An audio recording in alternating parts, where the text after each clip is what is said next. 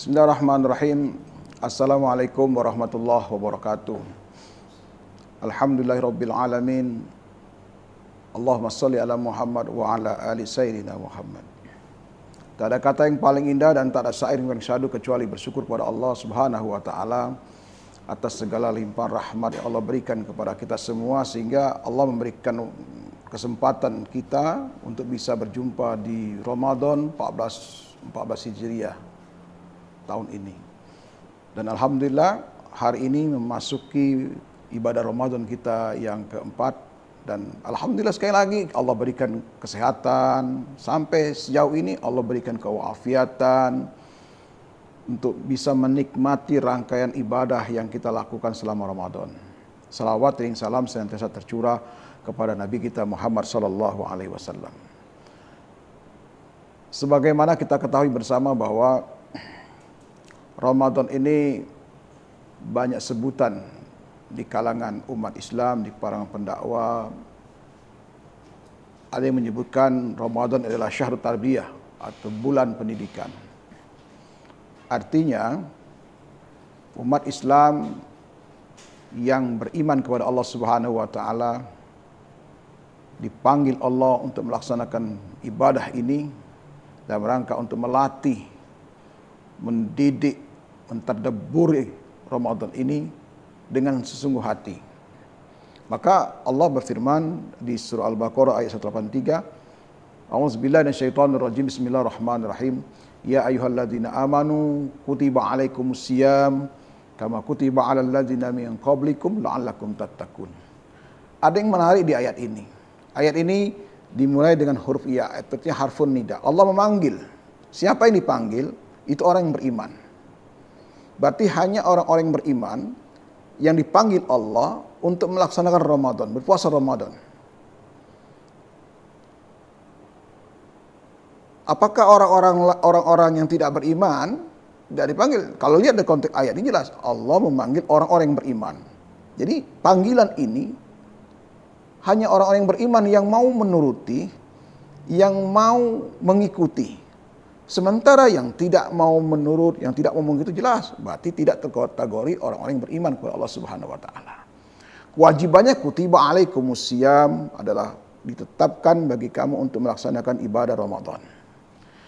Al-Baqarah 183 jelas mengungkapkan begitu gamblang bahwa tujuan adalah takwa kepada Allah Subhanahu wa taala. La'allakum tattaqun. Dari sisi hitungan hari, ayyam ma'dudat, beberapa hari yang ditentukan.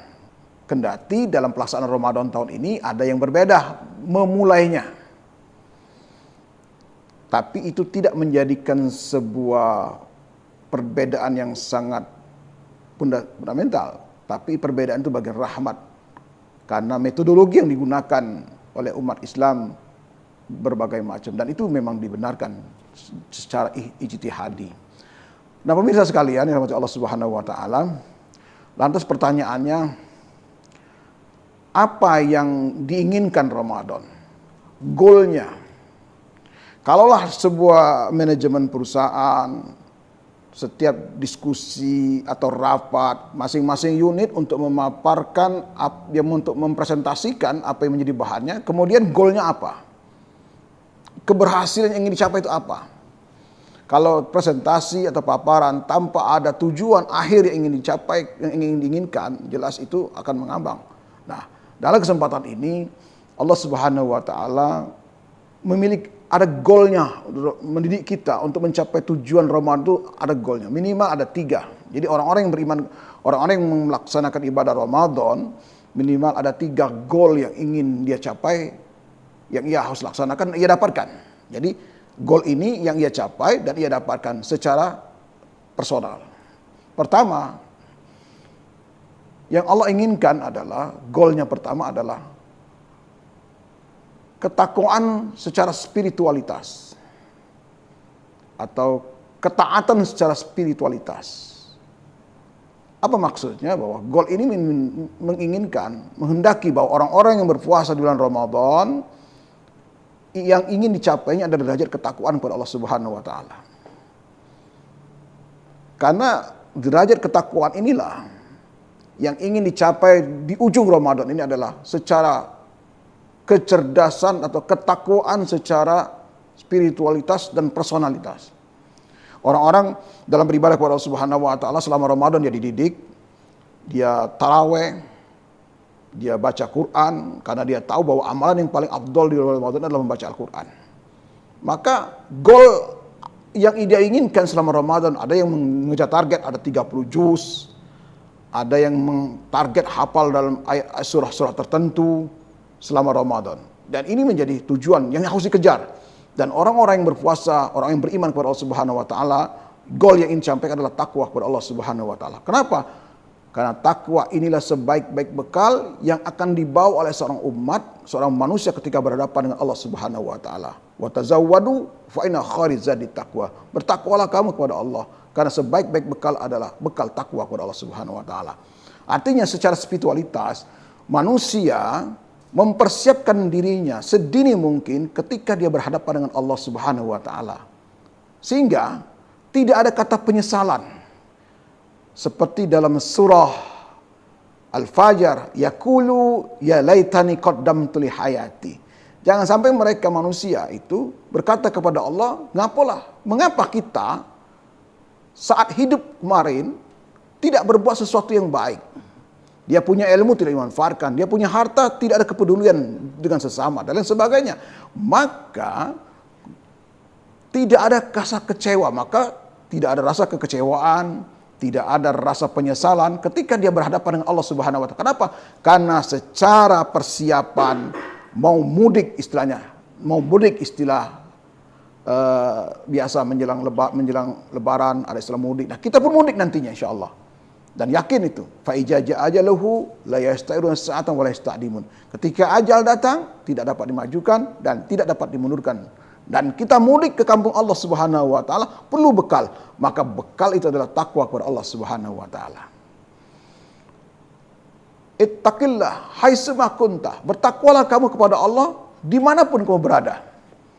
Maksud ayat ini jelas bahwa takwa itu bukan sekedar labelitas yang hanya diucapkan, tapi harus dipraktikkan dalam kehidupan nyata, apapun dan dimanapun posisi Anda berada.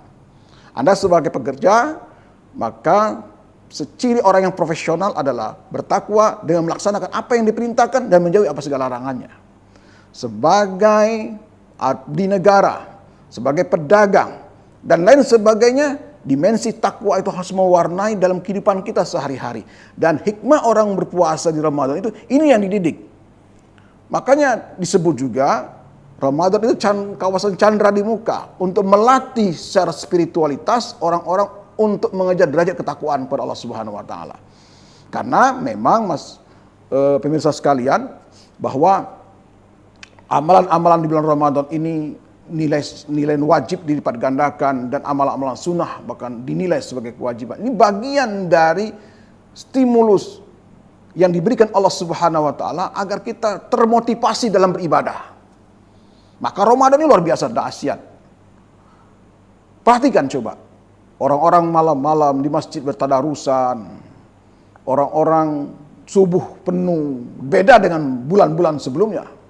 Orang-orang iktikafnya, baca Qur'annya, hadir di pengajian, di majlis kajian, begitu antusias. Karena apa? Karena mencari, mempersiapkan diri, karena goal akhir dari Ramadan itu adalah yang pertama adalah meningkatkan derajat ketakwaan. Artinya takwa secara spiritualitas. Yang kedua, orang-orang yang berpuasa Ramadan itu akan mendapatkan kemuliaan, nilai atau value yang akan didapatkan, yaitu ketakwaan secara sosial. Taat, ketakwaan secara sosial. Maksudnya apa? Banyak dalil dalam Al-Quran menyebutkan bahwa wa anfiqu mimma razaqnakum. Berinfaklah apa yang Allah berikan kepada kalian. Bersedekahlah. Innamas shadaqatu lil fuqara wal yatam wal ayah. Banyak dalil-dalil menyebutkan bahwa kita pun memang, masyaallah hadirin, pemirsa sekalian, kita selalu berdoa kepada Allah, ya Allah, cukupkan rezekiku. Tapi rezeki itu, kekayaan yang kita miliki itu bukan hanya untuk kita. Allah menyukupkan harta itu kepada daripada kita secara pribadi, tapi ada kewajiban yang harus kita keluarkan berupa zakat, infak dan sedekah. Ada orang-orang yang di sekitar kita yang berhak untuk mendapatkannya. Boleh jadi pemirsa sekalian, apa yang kita dapatkan, kesuksesan yang kita raih, boleh jadi adalah doa orang-orang yang berada di sekitar kita. Kita tidak boleh egois, mengklaim bahwa apa yang kita dapatkan ini, apa yang kita raih ini merupakan hasil jerih payah kita semua. Oh tidak seperti itu. Boleh jadi ada orang-orang yang sayang dengan kita, yang setiap malam berdoa untuk kita, yang tanpa kita ketahui. Dan orang pun yang bersangkutan tidak memberitahu kalau dia mendoakan untuk kesejahteraan kita, dia mendoakan untuk kemapanan kita, dia berdoa untuk kemakmuran kita. Boleh jadi. Nah, balasannya, feedbacknya adalah kita mengeluarkan sebagian dari rezeki yang Allah berikan kepada kita itu untuk mereka. Sedekah, infak, zakat, dan lain sebagainya untuk mereka. Inilah yang disebut kata Allah, kata Rasulullah SAW, kecerdasan secara sosial. Ada jiwa memiliki peduli kepada sesama. Dan ini ditunjukkan, dibuktikan oleh umat Islam di tengah-tengah Ramadannya nanti. Mereka berduyun-duyun mengantarkan zakat fitrahnya ke masjid. Bahkan orang-orang yang mapan dengan kesadarannya sendiri, dia menghitung harta zakatnya berapa. Berapa harta yang dimilikinya, kemudian dikeluarkannya 2,5%. Bahkan ada juga ibu-ibu rumah tangga yang berkonsultasi dengan Badan Amil Zakat, Infak dan Sedekah atau BAS nasional. Hanya sekedar untuk tolong hitungkan berapa emas yang kami punya. Bayangkan, segitunya kesadaran umat ketika Ramadan dia bangun dengan saya sendiri, dia menghitung semua harta tanpa dipaksa, tanpa diintimidasi atau ditekan oleh petugas tertentu yang dalam tanda kutip untuk menghitung harta. Tidak, mereka lakukan itu dengan kesadaran sendiri untuk menghitung jumlah harta yang dimiliki. Kemudian ketika jatuh hitungan sudah cukup hisab, sudah cukup haulnya, maka dengan kesadaran sendiri dia sisihkan 2,5%, bahkan lebih untuk membantu saudara-saudaranya. Inilah ma'asal hadirin, pemirsa sekalian yang dirahmati Allah Subhanahu wa taala. Inilah kecerdasan atau ketakwaan sosial. Ketakwaan sosial ini tumbuh setelah tahu dirinya ada kesadaran secara spiritualitas bahwa apapun yang ia miliki hanya sebuah titipan, maka titipan ini pun harus dibagi-bagi kepada orang yang menerimanya. Bukankah kita ingat ceramah atau nasihat ulama kondang kita almarhum Allahumma yarham Kiai Haji Zainuddin MZ, bagaimana seorang tukang parkir yang dititipi berbagai jenis kendaraan, mulai dari sepeda motor roda 2, mobil mewah dan setengah mewah, bahkan yang tidak mewah termasuk itu mungkin. Tapi tukang parkir dengan amanah yang diberikan, dia menjaga mobil titipan orang lain itu, dan ketika waktunya pemilik mobil datang, satu persatu mobil itu diambilnya, dibawa keluar dari zona areal parkirnya. Lihat bagaimana ekspresi tukang parkir atau juru parkir, dia senang, dia bahagia bahwa titipan yang dititipkan kepadanya sudah diambil oleh orang yang memiliki kendaraan tersebut. Itulah gambaran bagaimana ciri orang ikhlas. Ketika dia mendapatkan sesuatu yang dimilikinya, dia yakin bahwa ini titipan Allah Subhanahu wa taala, maka dia harus peduli dengan masyarakat sekitarnya.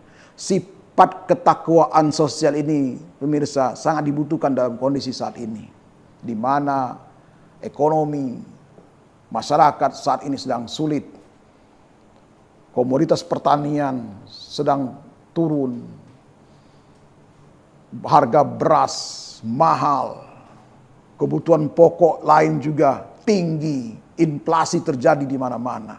Maka sudah saatnya kepedulian ini tumbuh di kalangan umat Islam yang melaksanakan ibadah Ramadan ini untuk peduli dengan orang-orang yang berada di sekitarnya. Dan yang terakhir yang ingin saya sampaikan pada kesempatan yang berbahagia ini adalah ada hal-hal yang lain yang didapatkan oleh orang-orang yang berpuasa di Ramadan, yaitu apa? Rasa syukur.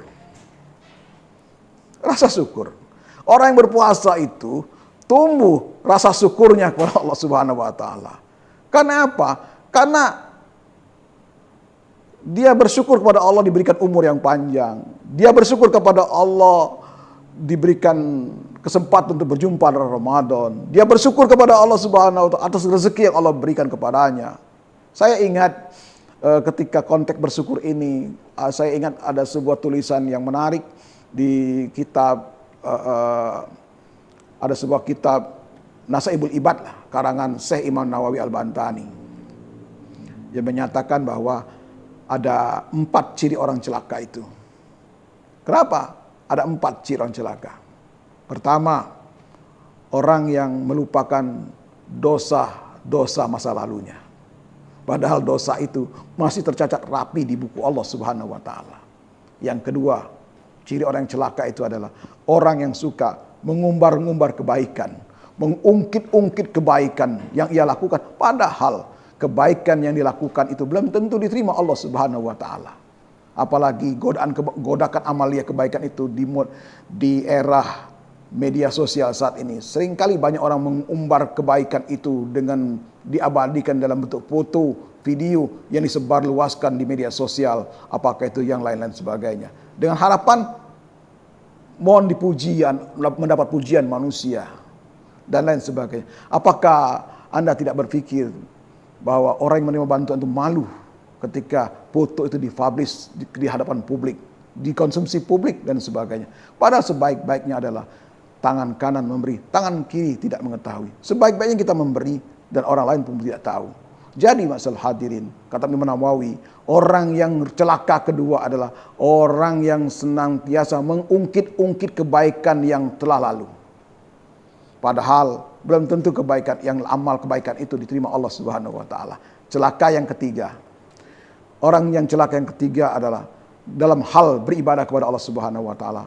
Seringkali dia melihat orang yang lebih rendah, sehingga motivasi ibadahnya sangat rendah sekali. Dan orang yang celaka keempat adalah dalam perkara dunia. Dalam perkara dunia, orang cenderung untuk melihat yang lebih di atasnya lagi. Padahal sebaliknya, dalam perkara dunia, kita harus melihat orang yang lebih di bawah kita. Bukan bermaksud untuk merendahkan, tapi tidak. Tapi bermaksud adalah ketika kita urusan perkara dunia, memandang yang lebih tinggi daripada kita, maka yang akan muncul adalah sifat iri dan sebagainya. Sifat merasa kurang, sifat tidak pernah puas, dan bahkan cenderung nanti menjurus kepada kufur nikmat dan membanding-bandingkan antara rezeki yang dia terima dengan rezeki orang lain yang didapatkan.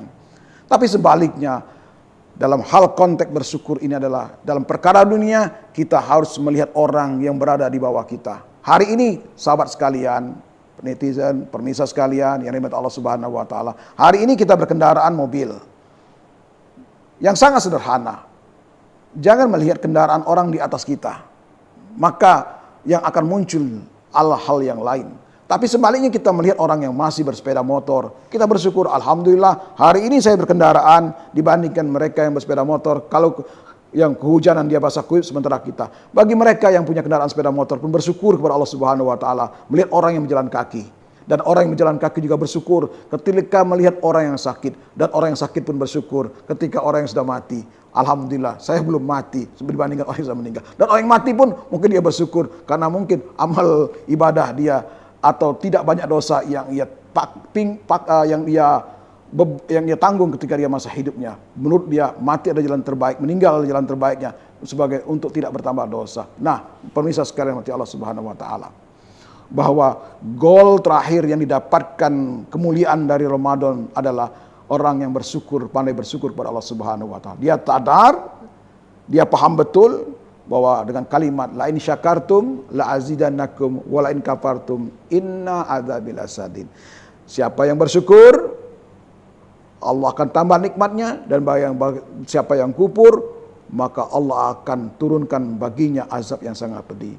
Dan setiap nikmat dia ucapkan alhamdulillah. Wa amma bi ni'mati rabbika fahaddits. Dan setiap nikmat yang Allah berikan kepada dia sebut dengan kalimat alhamdulillah. Kenapa? Karena ini sebagian dari nikmat yang Allah berikan kepadanya. Pemirsa sekalian, inilah hikmah kemuliaan yang didapatkan oleh seorang mukmin dalam melaksanakan ibadah Ramadan. Mudah-mudahan kita yang sedang berpuasa atau Anda yang sedang mendengarkan ini, mudah-mudahan kita termasuk mendapatkan tiga kemuliaan ini.